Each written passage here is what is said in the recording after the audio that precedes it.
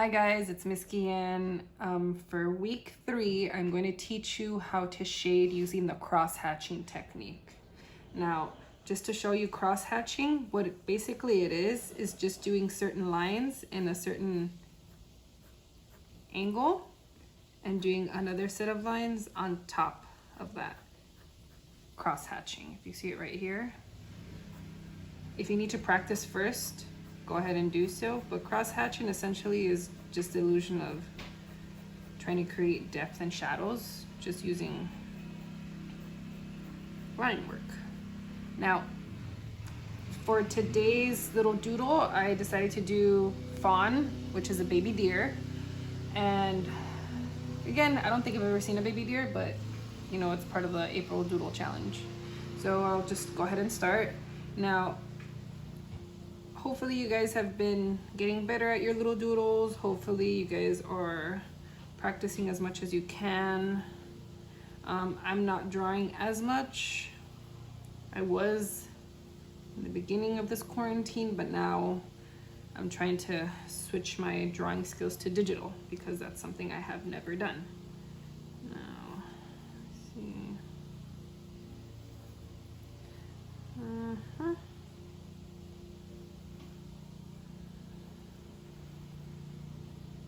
Seems about right. Again, I'm looking at a picture online. No shame of doing that. Yeah, I'm just gonna go ahead and excuse the sun in the background. The gardener is cutting her grass. Like, it doesn't have to be perfect, but just enough. All right. I'm going here.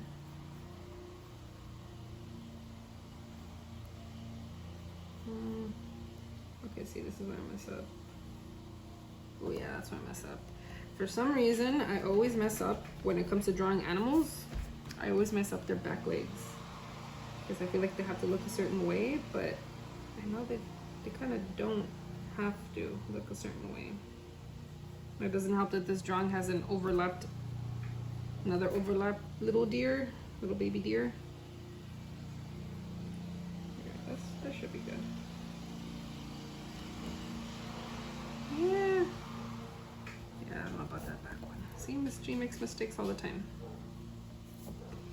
Oh no. Oof. All right, well, just for teaching purposes, there you go. Yep, that looks good. I haven't even started the base. The bottom one, these are its little hooves.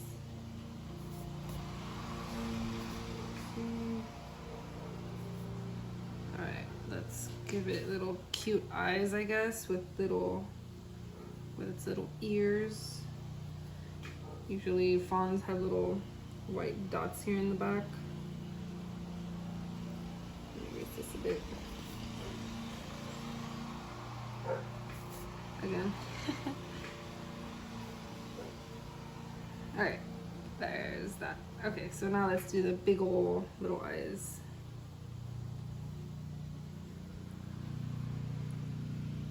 Wow, that looks more creepy than anything. Yeah, that looks kind of creepy. There you go, and then give it little big anime eyes or not. Alright, so that's a fawn, or what may seem like a fawn. I'm gonna go ahead and get a pen and just outline everything again.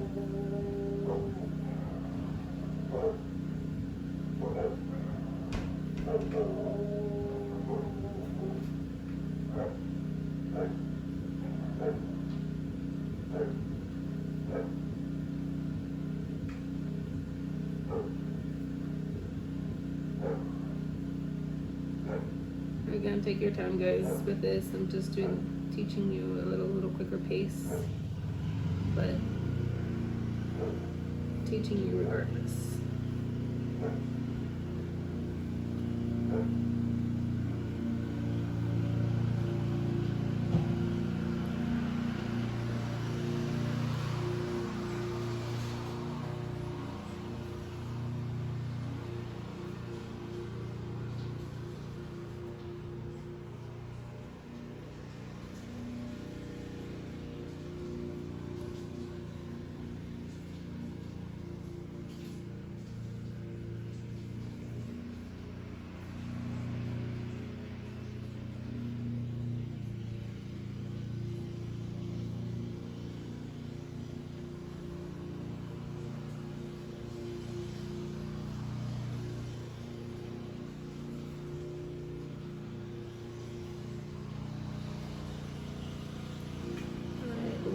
dots that look like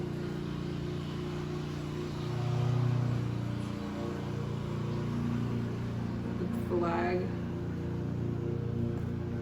Alright, that is fawn. Gonna see if I could erase it. Let's see how it looks like. Again, if I get smudges, that's fine. But you guys try not to get smudges on yours.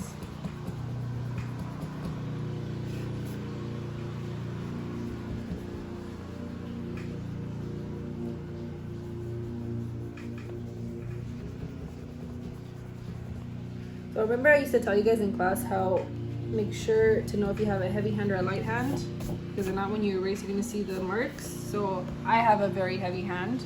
As you can see right here, you can see the line work and all the times that I erased. It's right there. So cross-hatching. If you want, if you feel comfortable enough after practicing right here on the side, I'm just gonna go ahead and do it with a pen. Now, repeating, once you do the line, that's it. The line stays there unless you do it in pencil.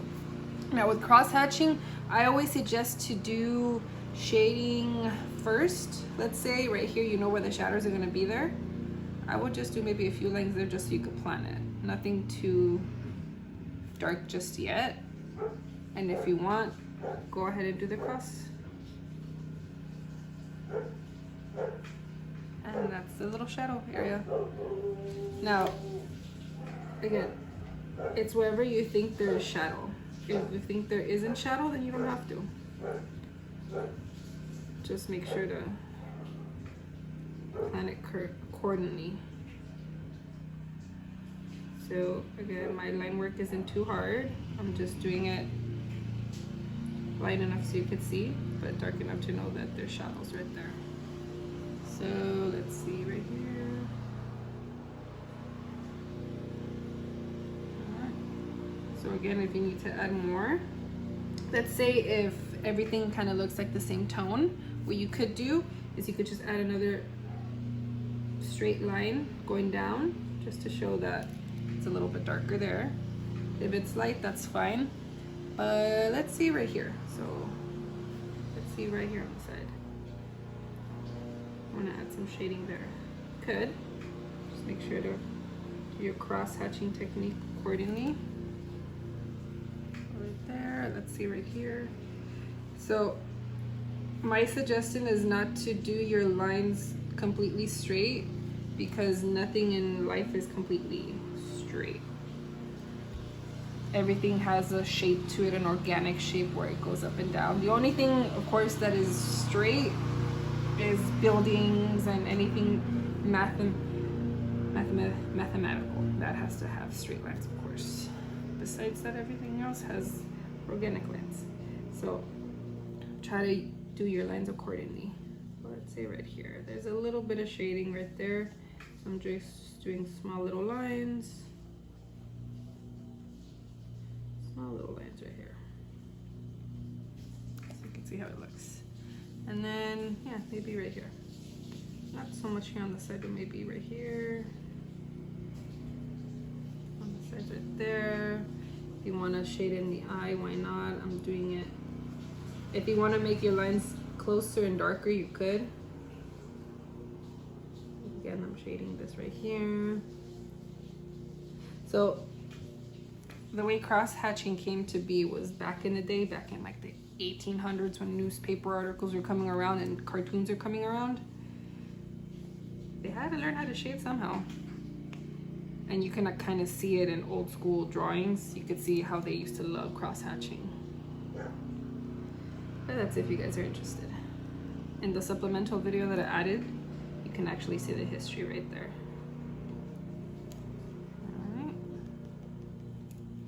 Alright, let's see, maybe along the back for sure right here, because if this leg is going over, then there's going to be some shadow right here on the side. And again, remember I said if I want to make it dark, I could just add lines on top right there. And let's see right here on the side. I'm just gonna go ahead and do some line work right here.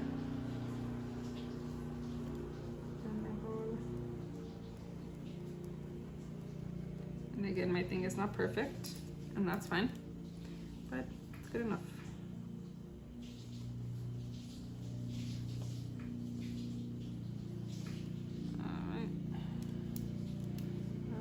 Let's add some here.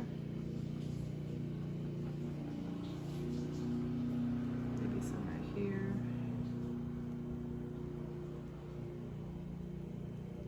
And of course right here.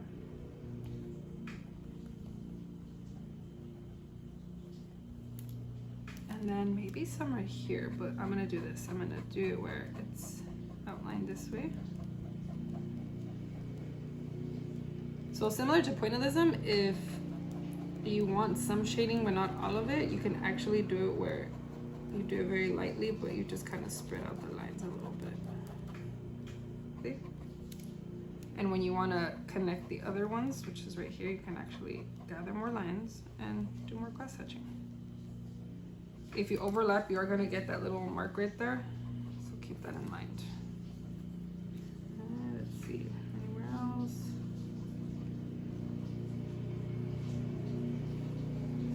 Here, maybe something on the side, so I'm just gonna curve this out and then add some lines there. Again, it doesn't have to be perfect, but just enough. See right here. So these are very loose cross hatching. They're not as controlled as the other ones are right here on this area. But it's starting to form something nice. Of course, right here, the little holes.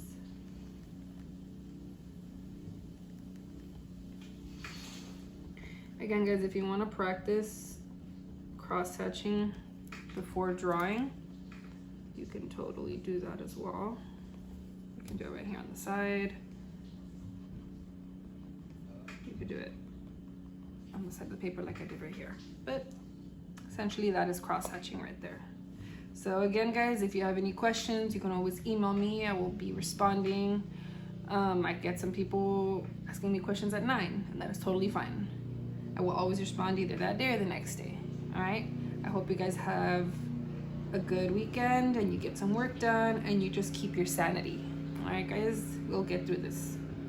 I send much love and be safe.